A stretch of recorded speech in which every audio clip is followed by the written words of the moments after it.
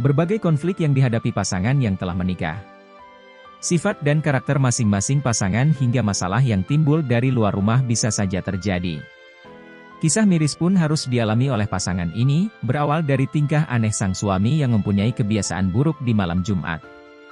Merasa penasaran, sang istri pun melabrak apa yang dilakukan sang suami di lantai bawah rumahnya di malam Jumat tersebut. Akhirnya, bangkai yang selama ini disembunyikan tercium juga. Fakta miris pun terungkap. Berikut kisah lengkapnya. Namaku Lili, 35 tahun. Aku adalah seorang manajer di perusahaan bisnis. Keluargaku hidup berkecukupan, ayah ibuku tinggal di kota. Setiap bulan mereka mendapat biaya pesangon yang sangat tinggi. Jadinya, saya tidak punya beban keluarga. Suamiku Agung kebalikannya, keluarganya miskin, dan ia berasal dari keluarga petani. Walaupun Agung sudah mempunyai pekerjaan tetap, namun ia harus menanggung beban yang berat. Selain itu, Agung pernah bercerai. Setiap bulannya ia harus mengirim uang perawatan anaknya. Walaupun keadaan ekonomi Agung tidak bagus, aku tetap bersikeras menikah dengannya. Walaupun keluargaku sebenarnya tidak setuju, karena kekeras kepalaanku, orang tuaku akhirnya merelakan putri semata wayangnya ke Agung. Tahun ini adalah tahun kedua pernikahan kami. Setelah menikah, ada kebiasaan aneh yang sering dilakukan Agung. Setiap Jumat, ia akan tidur di kamar di lantai bawah tanah. Awalnya aku tidak berbicara apa-apa, mungkin saja ini hobi anehnya, jadi aku maklumi saja. Namun lama-kelamaan aku tidak tahan lagi dan mengomelinya, kenapa sih malah tidur di lantai bawah tanah? Di sana lagi gali emas? Agung tidak berkata apa-apa dan hanya memintaku memaklumi kebiasaannya ini. Sampai suatu hari lagi, aku benar-benar tidak tahan.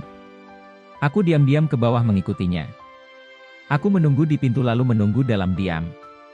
Sampai tengah malam aku membuka pintu kamar, dan aku akhirnya mengerti. Mantan istrinya dan anaknya datang menemui Agung. Ternyata, setelah bercerai, suamiku sering merindukan putrinya.